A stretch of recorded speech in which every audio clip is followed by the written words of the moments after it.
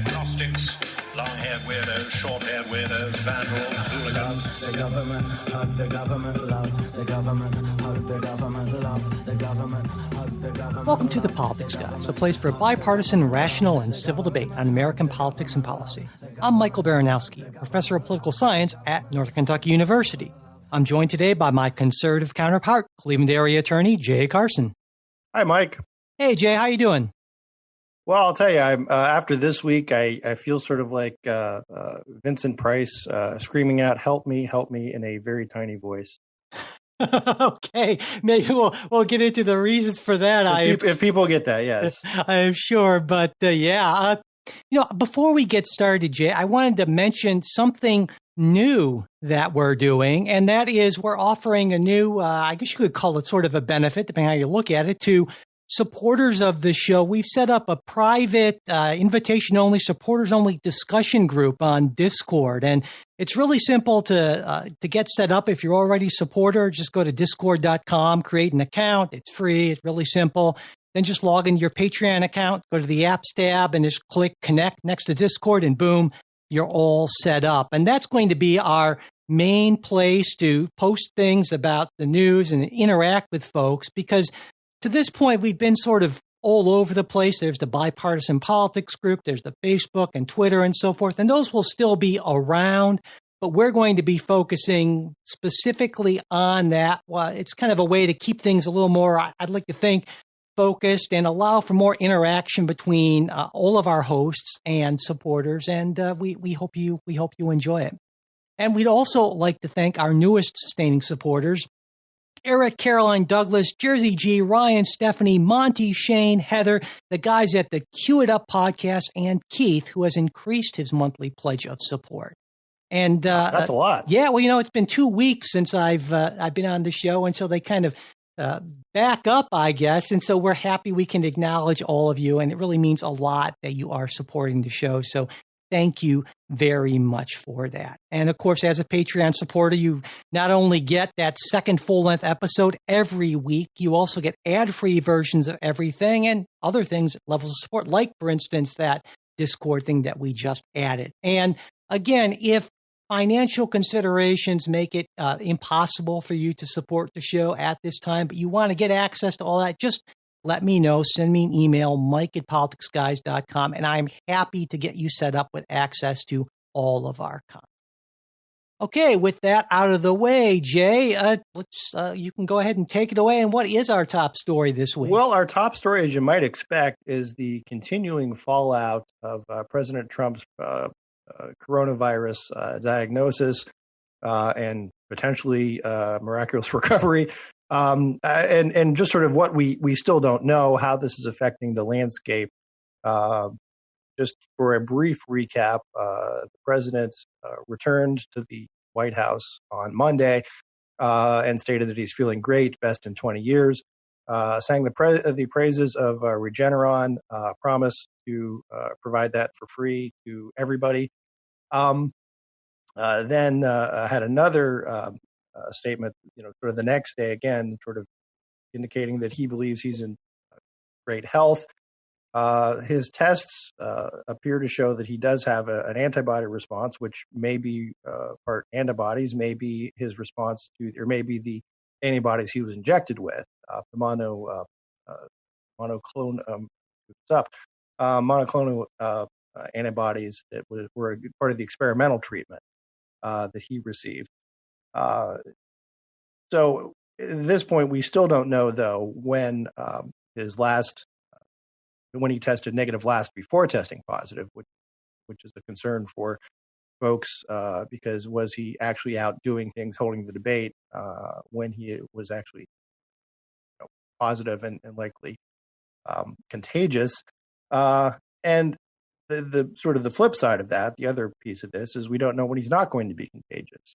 Most scientists and doctors have said, well, 10 days from infection, or if you're so many 4 days without symptoms, or am I goofing that up? 10 days without symptoms, you are presumed to be no longer contagious, or at least not a high risk. So we move to the next part, which is there was a debate that was supposed to go forward on Thursday of this week, and Commission on Presidential Debates said we will hold it virtually out of concern of Trump's diagnosis. The president then said he's not going to do a virtual debate, at which point Joe Biden said he's not going to do one himself. So that's where we are, and I guess the state of play. Oh, and I should add, to make everything just a little weirder, Nancy Pelosi announced just yesterday that the House is moving forward with a bill to create a commission to examine presidential fitness under the 25th Amendment. So that's sort of the state of play, Mike. And I'll turn it over to you, because when we sort of teed up the categories, we sort of did this broad Trump White House coronavirus, and there's sort of a lot to unpack there. But I guess I'll start with your thoughts on where this impacts the campaign from now. Sure. I think before we maybe talk about how it impacts the campaign, I guess I want to start with saying something that I think you'll agree with, and I'll see. I think you'll agree that the president has a responsibility to take reasonable measures to protect his health and the health of the people that he interacts with, top administration officials and government officials and that sort of thing. Yeah, I imagine absolutely. that's a pretty uncontroversial thing to argue. And it seems to me that it's sort of difficult to argue that President Trump has done this. And I'm wondering if you would agree with that. Yes and no. And I guess a lot of that depends on, things that we don't know yet. For example, when his last negative test was, when he, tested positive, and how he conducted himself since then. So I guess we don't know what we don't know. And obviously, there's no way for you and me to know exactly what goes on in the White House. Anecdotally, it's the sense has been that protocols had not been stringently followed, are perhaps being more stringently followed now. There's fewer people going in the Oval Office. There's safeguards in place, or more safeguards. But again, that's sort of stuff that all we can. We're just basing it on what we read in the paper. Now, someone who does know a lot more about this would be, for instance, Mitch McConnell.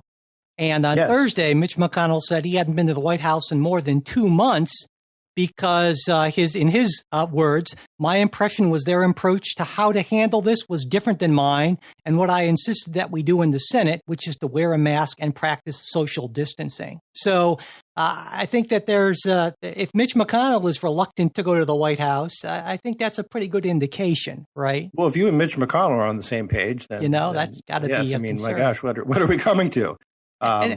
And again, we won't belabor this, because now that Rose Garden ceremony is being called a super spreader event, and the administration line for a while was, well, it was an outdoor thing, but of course there was an indoor component, and we've all seen the pictures of that, and handshakes and hugs and things like that. And it's difficult to say that represents a responsible sort of response to the pandemic. And those events could have happened, and the announcement could have been made in a way that was more responsible, but the administration chose not to do that. And now the consequences are that there are an awful lot of top Republican officials who are, testing positive.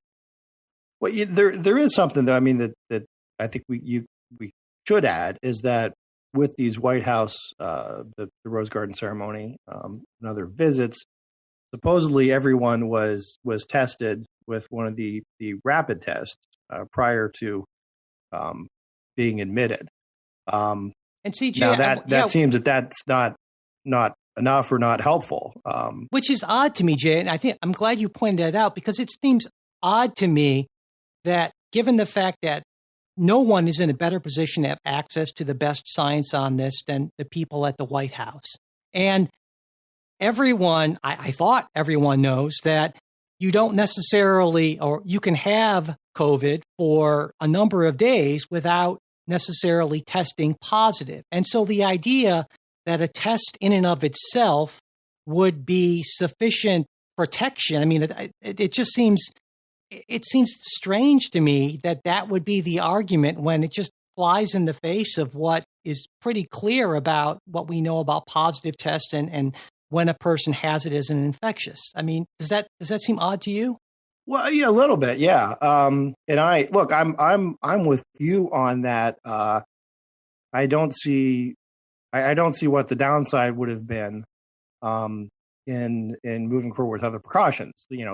Separating, spreading out everybody's seats, having everyone wear masks, that typical thing that having only outdoor events that we're seeing everywhere else in the world.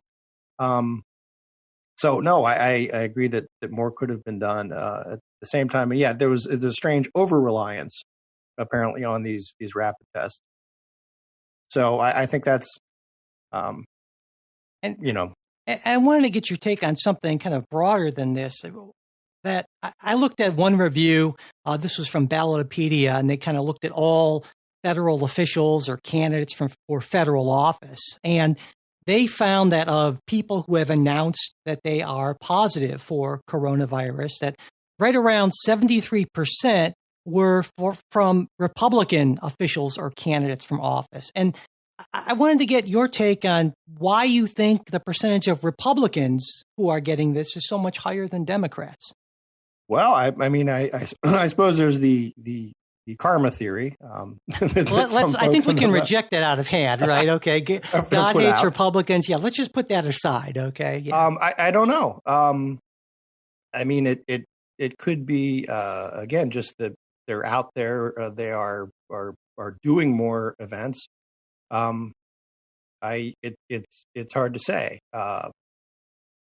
So you'd have to look at what each of these folks individually is doing and their surroundings individually. It could also bear on their, I think to some extent that there's also some sort of a matter of luck or good luck or bad luck on these things, right? That you can have someone who just happens to test positive and then infects a lot of folks around them, regardless of the precautions you take. It's sort of the precautions they take. And so I don't know. I guess I just don't know enough to say why more Republicans have been announcing that they're diagnosed. See, my explanation is kind of an Occam's razor sort of thing, is that it seems to me that Republicans in general are a lot less willing to go along with social distancing and mask wearing, and because of that, they have greater exposure. I mean, that to me would be the sort of most straightforward. Right. I would say that is not an irrational hypothesis. Yeah. And speaking of, but I guess I would say that we don't necessarily have the data to support that is a hypothesis. Absolutely. And the numbers we're talking about in terms of a sample are, because we're talking Republican office holders, right? No, office holders and candidates. Ballotopedia. Candidates. Okay. So there are hundreds and hundreds of these folks, because it's every candidate for Congress and every federal office holder that was their sample. So it's a pretty big sample, and that just struck me. And so I think that's an important point to make, that it's not just sort of equal. Maybe it's an equal opportunity thing, but of course you're a lot less likely to get it if you take appropriate precautions. That's all.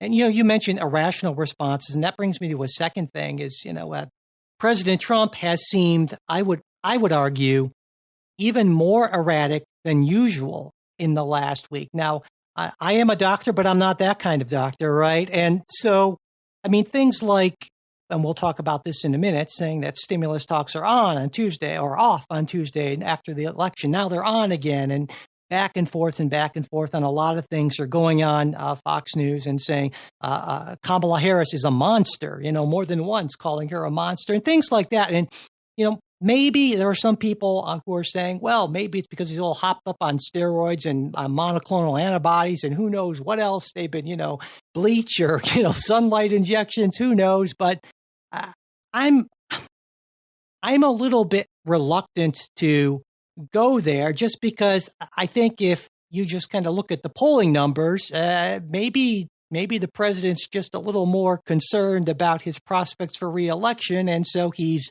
kind of flailing out a little. I think there are a lot of reasons for Donald Trump to be kind of concerned and a little freaked out right now. And well, maybe I think you also have to look at what baseline Donald Trump is. Yeah, exactly. Right. No, and if it was Mike Pence who was saying these sort of things, or doing these sort of things, then yes, I think there would be more concern that. But this is, to some extent, look, this is always what he's like. This sort of mercurial. It's on again, off again. That's how he negotiates. So I think there's some of that, and the big broad statements and the name calling and stuff. Well, if that's been Donald Trump for 30 years, 40 years, his entire life. Yeah. So no, I do think there is maybe some, I don't want to say desperation, but concern, and his response to that is to hit back harder, and be sort of his response is to double down on being Trump, right? Yeah. To be more of what he always is. It's sort of, if he sort of feels like if he's not winning, then he's not being Trumpian enough. I think. Yeah. And, I think you alluded to this earlier, mentioned it, that President Trump said he feels better than he has in 20 years. And he also mentioned that he thought that his getting the coronavirus was, I think, a gift from God or something like that. Yep. And all that. And that brings me to something. It's actually a listener, Jose. He asked specifically for you, Jay. He said, "What does Jay think about President Trump saying to not be afraid of COVID when Jay is reluctant to believe that people don't do stuff just because the president says it? And why have so many?" This kind of gets to what I was saying. Why have so many Republican officials tested positive, but almost no Democrats? And so, you have mentioned it in the past that you don't really think that necessarily Donald Trump has that much influence. And so, what do you think about that? I think general statements like "Don't be afraid," "Don't let this dominate your life." I think that's helpful and positive, and I think that's what most medical folks would say. Right? They would maybe add the preface of, "Listen, you have to take this seriously, but don't be afraid. Don't let it dominate your life." I think that would be sort of the preferred message, and that has been the message, I think, of the scientific community throughout. President Trump's good at the second part of that message, but not the first exactly. part. And I don't think that. Again, it's the don't take this seriously. This is a real virus. But look, if you also look at this realistically, for most people, the risk of death or severe complications is fairly small.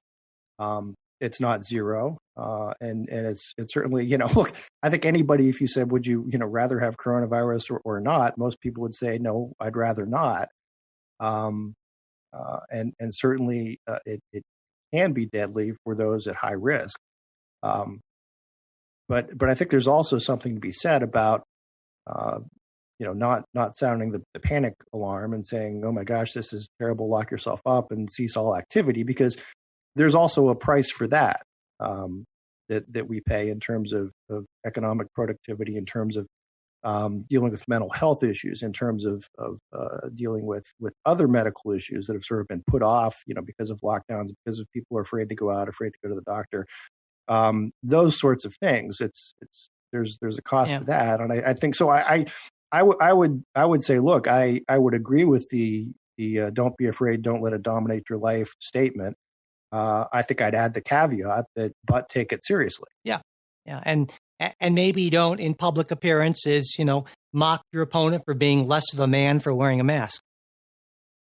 That's probably a good idea also. Yeah. Again, I still don't necessarily buy the look, I'm not going to wear a mask because Trump doesn't wear a mask. And I think you and I just have different views on how influenced people are by what the president does or doesn't do. I think people who are not going to wear masks or are going to dismiss the virus are going to do that anyway, and they're sort of Trump voters anyway because of that. It's not that, oh, Trump says I don't, or Trump doesn't wear a mask, so I'm not going to either. Right. And I fundamentally disagree. I think that if Donald Trump had early on sort of tried to own the mask issue and gotten out in front of it and said, real men wear masks, and go to donaldtrump.com and get my MAGA mask or something like that, that mask wearing would have been not maybe exactly as high, because you're right. There are a contingent of, if the government says to do it, it's wrong people. But I think that mask wearing would have been considerably higher among Republicans. And you don't. Okay. All right. In terms of, you asked in terms of the campaign. I mean, I think the conventional wisdom is that, Donald Trump didn't really want to make this election about the COVID, or wanted to make it as little as possible about it. And so I don't really see there's any way in which this helps him. And certainly a lot of the polling that we're seeing that, seniors are moving away from the president. And I don't see there's any way this can help him. I don't know how much it hurts him, just because so many people are already locked into their views. But obviously, this is not something that any president would want to have happen right before an election. Yeah, well, you wouldn't think so. And it's such a weird year. I'm so hesitant to make any predictions or that. And I'm looking more at how does this affect how people campaign. And Trump is saying he's going to go back to he's going to do a rally on Saturday. I expect that will have sort of the same, response that most of the rallies do. The folks on the left are going to scream, "This is terribly, horribly irresponsible," and people on the right will say, "Yeah, okay." But the inability, I guess, to do regular campaigning, that type of campaigning, I think hurts Trump a lot. And just the coronavirus sucking every other bit of oxygen out of the room on any other issue hurts Trump a lot. Yeah. On the campaigning issue, I want to mention, he pulled out of that town hall style debate. And actually, I think that coronavirus or not, that's a smart thing, because when the president did a town hall style thing, I think it was in Philadelphia back in September, maybe it was, I think, didn't go very well, because I think Donald Trump's strength is not in sort of connecting with real people who have concerns. It's kind of making Donald Trump fans into Donald Trump super fans. He's really good at that, better than almost anyone I've seen in public life. But he's not so good at sort of measured responses to, regular people. That's not really his thing, that kind of traditional politician thing. And so I think the town hall, in any case, only would have hurt Donald Trump even more. And so the fact that he had a good reason to pull out of it, I think makes a lot of sense for his campaign. What do you think? I mean, what do you make of the Commission on Presidential Debates, though, sort of unilaterally saying, hey, this is going to be a virtual debate, before trying to maybe work with the campaigns to say, look, here's a way we can do it safely? I mean, I don't think that, given the fact that we don't know how long the president is going to be positive for, and that more severe cases can sometimes be contagious for longer, I believe the science suggests, and the general reluctance or sometimes defiance of some of the people in the Trump camp to wear masks and take appropriate precautions. What if you put him in an actual bubble or something like that? You could put, I guess, enclosure. But it's also the people involved there at the event, and like in the Cleveland event, there were plenty of a number of the Trump people, and they were given masks and asked to put masks on, I believe, by the Cleveland Clinic folks, and they just decided no. We're not going to do that. And so what do? You have mask police by these folks saying, put it on or we will bodily escort you out. That's not going to happen. And so I think it was a reasonable move by the Commission on Presidential Debates. And so I don't really have a problem with that. I'm sort of of two minds on it because look, on the one hand, I think there could have been a way to do this safely. But and and this is the big but. You could have visions of just completely bizarre stuff happening, like Trump walks over to shake hands with Biden, and what does he do? I mean, is Biden is he going to chase Biden around the stage or something like that? I mean, you could have just some completely bizarre scenarios, and I understand the commission's, wanting to avoid that. Definitely. But that would be perhaps the greatest presidential debate of all time, of like one candidate chasing another around the stage. Yeah. But no, I think I don't necessarily disagree with the final decision. I think I disagree more with the fact that it was reached unilaterally and just sort of announced, because I think there could have been a way to a workaround, but and maybe there couldn't have, but at least then there would have been more. I don't want to use the word transparency, because that's not the word I'm really looking for. It would not have fed into the Trump narrative of the everybody's out to get me if it had played out that way. Well, moving on, I guess the next topic that we were going to discuss was the stimulus bill, the stalled stimulus package. Earlier this week, President Trump walked away from negotiations. The Democrats had most recently passed a $2.2 trillion spending bill, which is scaled down from what the original $3.5 trillion spending bill looked like. Trump had been at, and negotiator, your friend Stephen Mnuchin, had been at 1.6 trillion. They walked away. Six? And Friday, I think came 3. Back. Pardon? I mean, the original House bill was 3 trillion. You said 6? No, I said 3.5. Oh, okay. I thought you just said 6 trillion. No. I said the Trump response had been 1.6. Oh, okay. 1.6. Got it. Yeah. So yeah, the starting positions were 3.5 trillion and 1.6. I thought it was 3 trillion and 1.6, wasn't it? Now what's I got 3.5. Okay. I thought the HEROES Act. What's a half a trillion? Well, I thought the HEROES Act that House passed back in May, I thought that was 3 trillion. And then on October 1st, they passed the revised HEROES Act and they cut it down to 2.2 trillion. So what was right? No. There was the, I thought, well, okay, we can differ over that. I added at 3.5, you have it at 3. But regardless, the last offer from the Democrats was 2.2.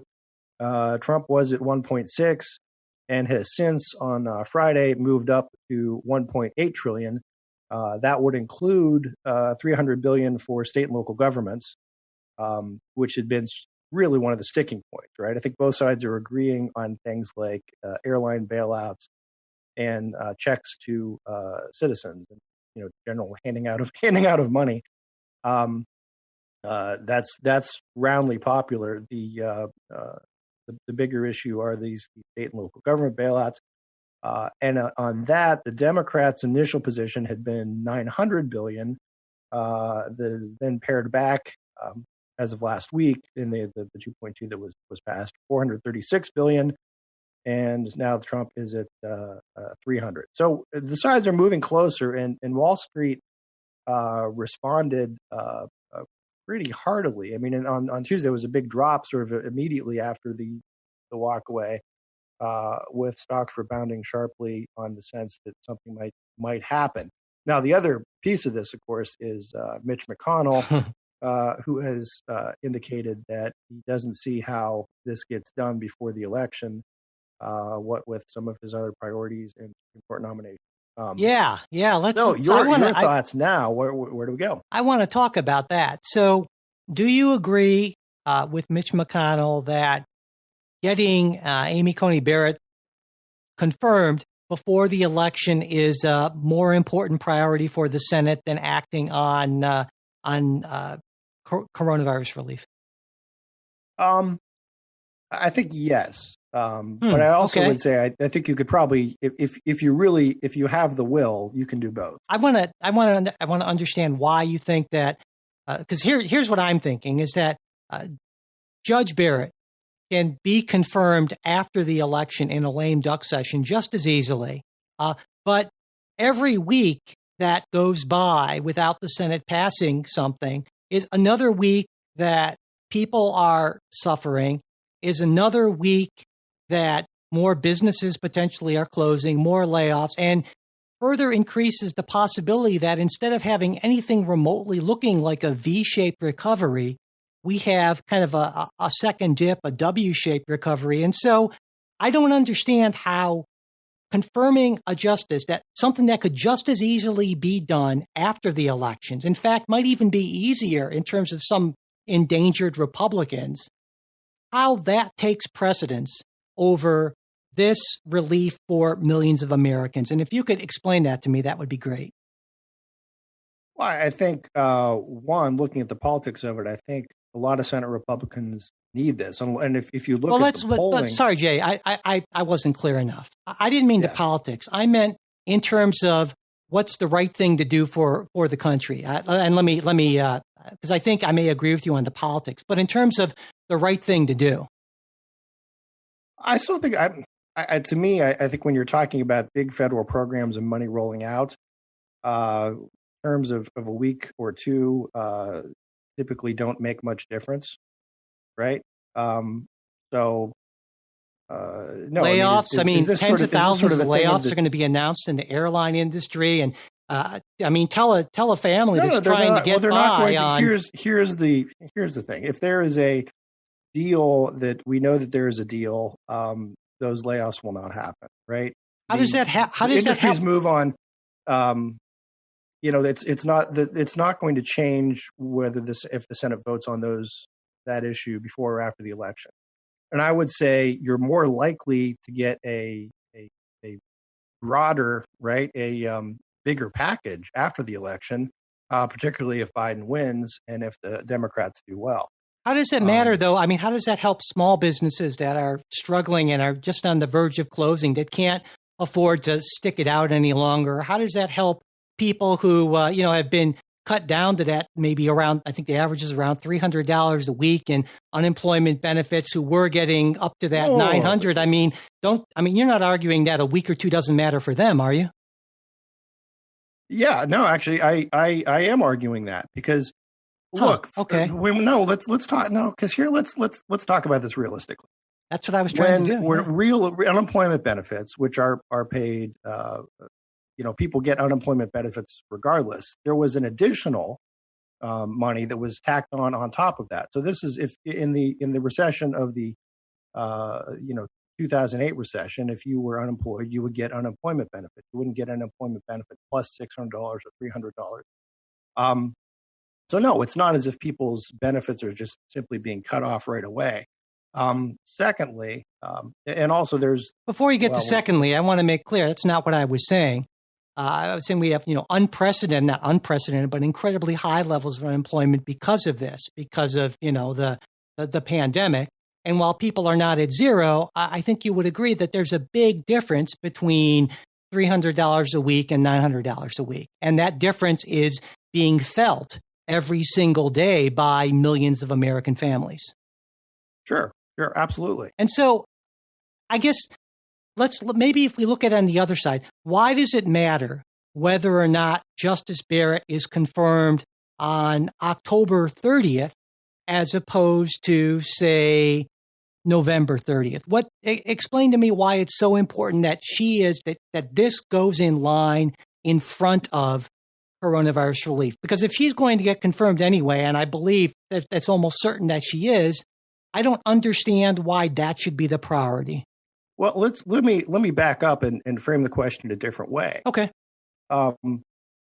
If this was so vital, why wouldn't Nancy Pelosi have agreed to $1.6 trillion a couple weeks ago? Right? Why would when the White House also offered, hey, we'll do clean bills on airline protection, on payments to individuals. Mm-hmm.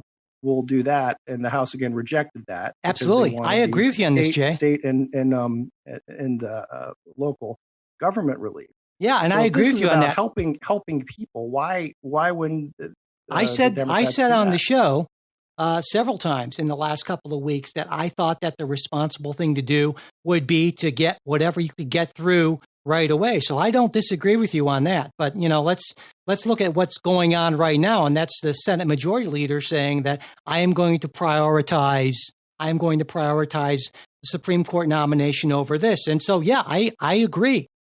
But that doesn't mean that what Mitch McConnell is saying is right. I mean, I understand the whataboutism thing. And so I'm agreeing with you on that. But that doesn't mean that what Mitch McConnell is doing is right. I think McConnell had this. I'm not sure exactly what is it you want me to say. I don't want you to say anything. I'm just saying that McConnell is putting strategy above the American people.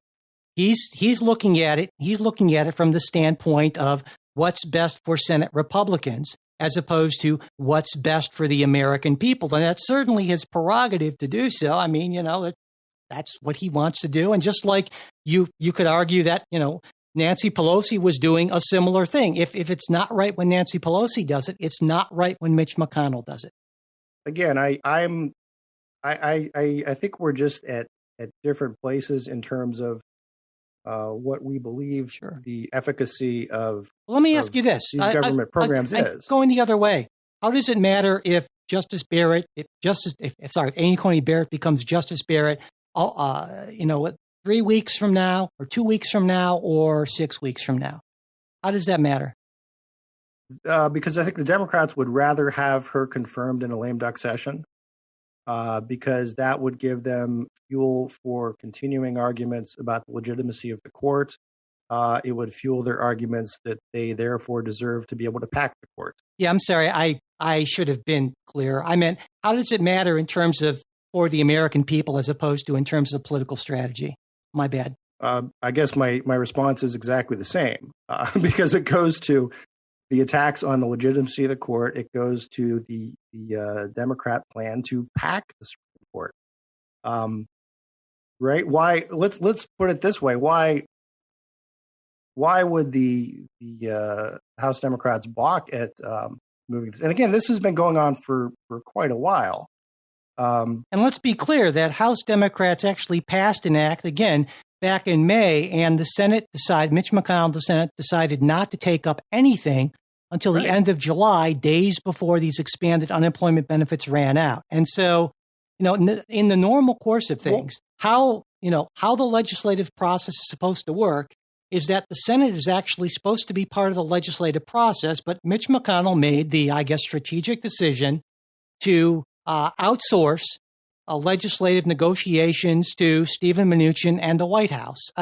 Mitch McConnell's decided that he's not going to try to work something out and then present it to President Trump and put the onus on him to veto or approve more relief before the election. And again, that's Mitch McConnell's right to do so. And doesn't that make a whole lot of sense? I mean, why would you pass something if you knew it was going to be vetoed? Well, I think the other point, and this is something I don't think that I'm not sure why you don't get, is maybe Mitch McConnell thought that the Democratic version was not in the best interest of the American people. I think he did. I agree with you, actually, and I think there was an argument that in having, in many cases, people who are getting paid more not to work than they would while they're working is a disincentive, and that hampers the recovery. I don't disagree with that, Jay. So I do get it, but I'm saying that the House passed a measure in May, and it took the Senate 2 months to even look at anything. So sure, there are going to be disagreements, and that's what's supposed to happen in the normal course of business. Is the House passes something, the Senate passes something, especially if it's in a different party that maybe is a lot different. They come together in conference, they work it out and present it to the president. But Mitch McConnell has decided to jettison that process, and I think because he is primarily concerned about Senate Republicans as opposed to the American public. Well, again, I think the way Mitch McConnell would see the world is that the two are not mutually exclusive. His caucus and his worldview is that, listen, the Democratic proposal would have been hampered the recovery, would have been a sop to a lot of these blue states that have already have pension fund issues, other big liabilities, and it would be at the cost to the average U.S. taxpayer. And why should they bail out state government. I'm not disagreeing So with I you. think, I think you can disagree with that view, but the idea that Mitch McConnell doesn't jump when Nancy Pelosi says so, It's not about Nancy that is Pelosi saying so. somehow adverse to the American people, or that look, we're both grown up enough to know that this is how these negotiations go, and it takes months, it takes time. Would it have been better if this had been passed in June? Absolutely. But sometimes people aren't there yet politically. But Jay, the thing is it's not about people not being there yet or about disagreements being worked out or not. It's about a conscious decision by the majority leader of the Senate to not even negotiate, to not even talk about it. So I agree with you that, yes, there can be very real differences, and well-meaning, well-intentioned people can say $3 trillion is just bananas and we can't do that. But then it is incumbent upon a responsible legislative leader who cares about the American public to say, and here's my counter, as opposed to, well, you know what, we're just going to just not even do anything. That is not okay. And that is, I would say, is just abrogating their duty. So, all right, I have to inject one last little bit of real worldism here. And that is people negotiations are based on sort of perceived power, perceived risk. And a lot of times negotiations don't happen until the perceived risk becomes great enough. And you can say this is a terrible thing. Everybody ought to work together and be harmonious, but that's not the real world.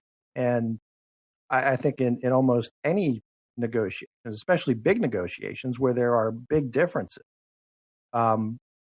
oftentimes you need to sort of come right up to the cliff and before you can get a deal, because neither side sees it in their interest to pull out early. And this is seen in all the sort of the budget brinksmanship that we've had over the years, which actually that's been we haven't seen as much of that lately. They have passed the continuing resolutions to keep the government funded and so forth, but that's the way people negotiate. That's part of politics. That's part of life. And I guess I'm trying to be a realist here and say, look, yeah, I get what Mitch McConnell's doing. I agree. It's I get what he's doing, and I'm just saying it's wrong. Okay. So yeah, it may be realistic, but I'm saying it's wrong. Okay. And I guess I guess my response is if you expect people to be unrealistic, you'll likely be disappointed. I agree, but I think that it's important for us to not just say, well, here's strategically why this is happening, but also to call people out on both sides when they're doing things that favor party interest and strategic interest and power interests over the interests of the American people. Because if we just look at this from an exclusively Machiavellian politics is a chess game, I think that's a morally questionable thing to do, because we're talking about real people with real stakes here, and we can never forget that. And I think it's our duty as citizens to call elected officials out and to hold them accountable when they're playing these sort of games, even though we know these games go on.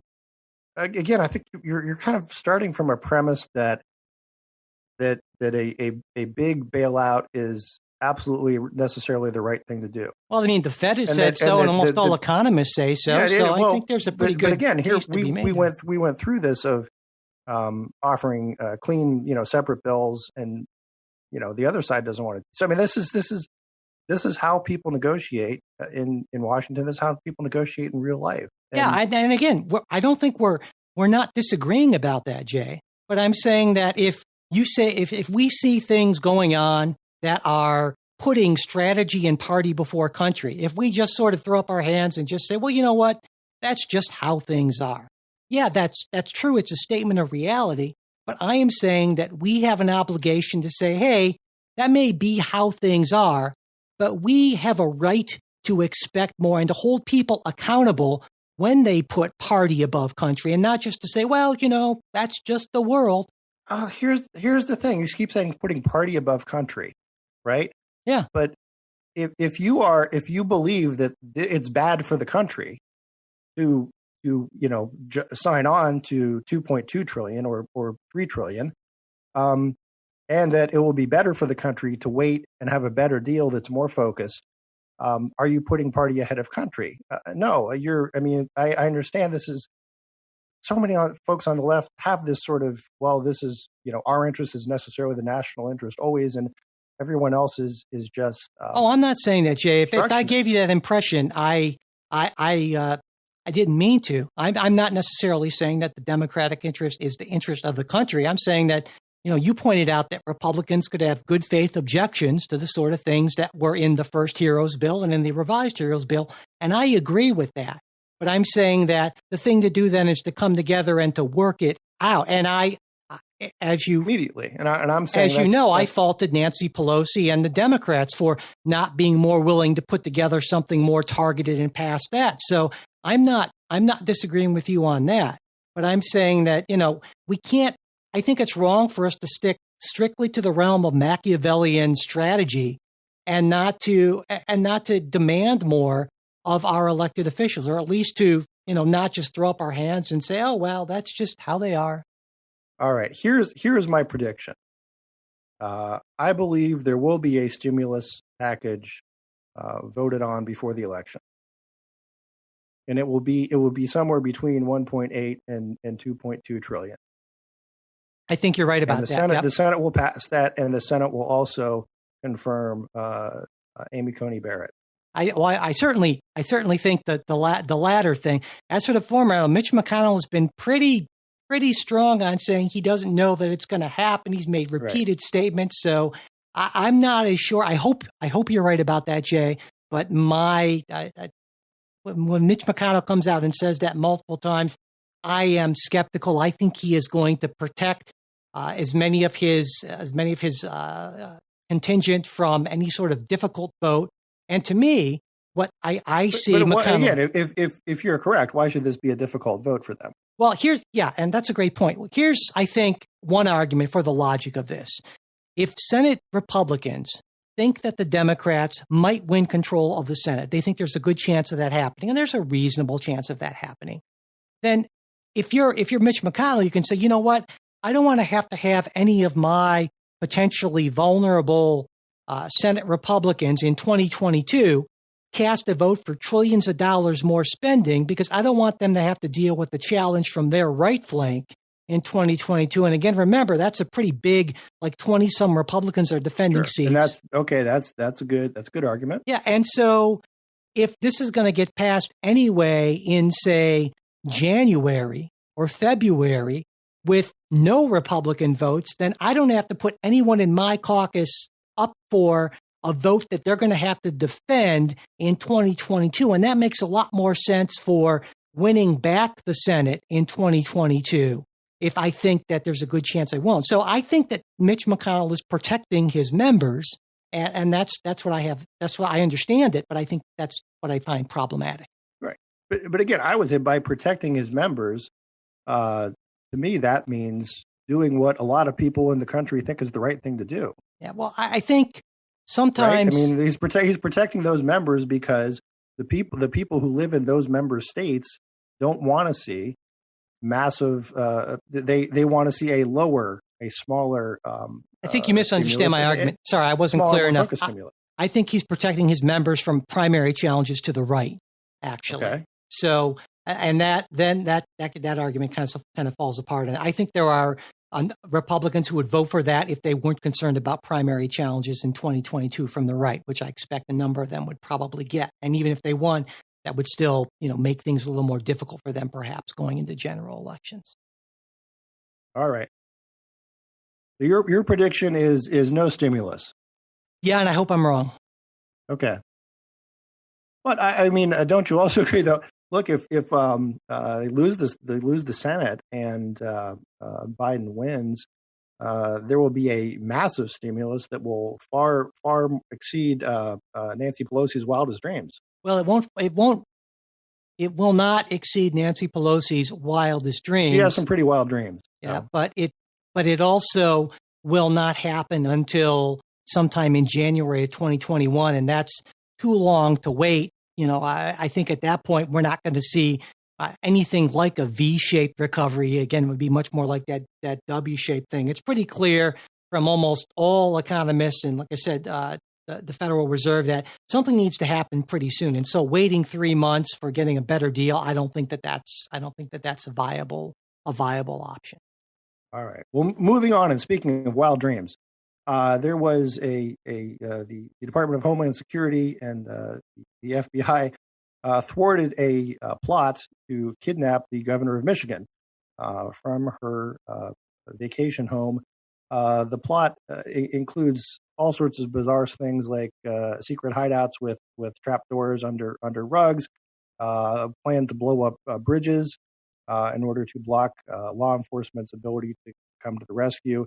And it was eventually thwarted by folks who were on the inside of this, who went to the feds, and then wore a wire and got information to the federal government, who took action and have arrested 6 suspects related to this plot, some of them tied to militia groups. And I remember back in 1994, the Michigan militia, Mike. Yeah, absolutely. And you always wonder, what happened to those guys? Well, here they are, or at least their successors. So, obviously, this is one of the more bizarre things we've seen here. And I should add that the plot was also to kidnap the governor and then essentially try her for treason because of her stance on a lot of lockdown issues. So, Mike, I'm gonna take a wild swing at this and say you're probably against kidnapping governors. Yes, of either party, absolutely. I am very much against that. But I'd agree with you. I'd agree with you on that too. Yeah, that's good. After we had a lot of disagreements here, but yeah, this is what we can all kind of come together behind, I think. And to me, this is a sign of a broader thing, a very disturbing thing, obviously, because there were a lot of people involved with this. But you take a look at the rise in white nationalist groups and right-wing extremism. The Anti-Defamation League reported 182% increase in incidents of white supremacist propaganda from like 2017 to 2018. Homeland Security just came out with a report, I think, earlier this week, saying that white nationalism was the most persistent and lethal threat to the homeland. And so, this is a major concern. And part of it is clearly in response to COVID, because these groups, I think, are using that to kind of gin up support. Part of it is in response to Black Lives Matter, certainly, but I think part of it also is in response to the statements and the sort of indirect encouragement, the stand back and stand by sort of things that President Trump regularly says. And so I think everyone should be concerned about white nationalism and the rise in white nationalism. Well, I guess, let's be clear. I don't know, and maybe you're more aware than I am of these groups, the group that plotted to kidnap the governor being tied to the white nationalists, as opposed to and they themselves you're run-of-the-mill anti-government militia.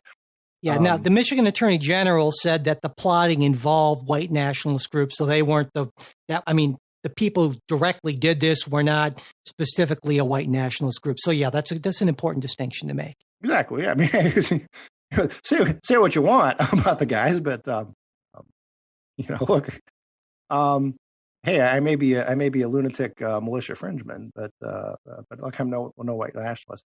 I agree with that the times of stress that we've got have exacerbated these kind of issues, this sort of fringe behavior. Whether how much Trump plays into it, and I would agree Trump plays a part. Again, I think we're going to disagree on the extent to which Trump plays a part. For the same reason we did in the mask. You have a view that sort of there's these folks out there who are sort of sitting by their radios, hiding out in their bunker, waiting for the next instructions from the president. Well, not quite, but yeah, I see what you're getting at. Yeah. And I don't think they are. I think those folks are out there, and I think they're always out there. Yeah, I agree. And I think crises might bring out more of them. And as I pointed out, these, the Michigan militia back in 1994 that was saying that they were going to start a civil war and secede from the union and so forth. And that kind of fizzled. Yeah. I think we can agree that certainly that President Trump doesn't help things. Like, for instance, I think a regular sort of normal-ish president, after this had happened, would have made a statement roundly condemning, far-right extremist groups and that sort of thing, as opposed to saying, well, the governor wasn't grateful enough to my Justice Department for doing this. And by the way, she's a lousy governor. I think that's true. Well, let's, but in all fairness, she sort of took the tack that you're taking that, hey, this is all Trump's fault, which seemed to me sort of a gratuitous attack. And again, should have been, hey, that's really great that we thwarted this plot. We can all agree that right wing extremism or extremism of any wing is not the way we approach our political differences. Yeah. This upsets me on both sides. I got to say, Jay, that in that first, and we'll see if it's the only presidential debate. There's still one scheduled for the 22nd. Joe Biden, when he was asked about directly rejecting Antifa, he pointed out correctly that it's not a group, it's an ideology, and that the FBI. But my point is that's a deflection. Is that I think that the right response would have been to say, I utterly and totally reject any sort of far left extremism, and I reject the ideology of Antifa. I would have loved for Joe Biden to said that. Just like I think it's wrong that Donald Trump won't come out and very directly say, I reject and condemn white nationalism and including specific white nationalist groups. And in fact, he just, so I think you and I probably. He has, and actually, look, he has in the past. Now, he didn't during the debate, and he really has not really vocally since the debate done that. And I wish he would. Yeah, and it was weird because that would be a good. Yeah, because on that stand back and stand by comment, right, that in fact, the White House, when they were asked about a clarification of that, they focused on the stand back part, but they didn't really want to talk about what stand by meant. And sort of stand by is the worrying part of that. And neither the president nor the White House sort of issued any kind of explanation. And I think, that's highly problematic. Yeah, no, I'd agree. And to me, again, I think it's, condemning white supremacists is sort of an easy political layup, and I think the pushback. I think if I'm going to try to get inside Trump's head, the pushback is the not being controlled by the media, not having to say, the media says, will you condemn these people? And well, yes, I think it's that thing of that kind of childish. You're not the boss of me. I won't, and he won't do it just because they want him to do it. Yeah. Oh God. Yeah, I agree with you actually about that. So I think it's much less I'm trying to send dog whistle signals or something to white supremacist groups and more just a stubbornness of I'm not going to say it because you want me to. I think it's part of that, but I also think there's a part of like. So these guys are, and they're mostly guys, right? These guys are voting for me. How can they be all bad if they're voting for me? They like me. And so there's something obviously clearly, and I may be exaggerating for effect. Many of them very fine people. I'm both. Yeah, exactly. So yeah. But, well, I'm glad we could at least end today with a certain amount of agreement. There, we went kind of long on a few things, which is fine. There was so much that I wanted to talk about that we will, in fact, be talking about in our supporter show, like a topic that you raised, the Brennan notes, right? And we can kind of get into President Trump's concern that Attorney General Barr is not indicting people left and right and all that kind of thing. And the big news that there's not going to be a Durham report or any more indictments before the election. So we're going to be talking about that. Maybe we'll say a few things about the vice presidential debate that don't involve flies on anyone's head.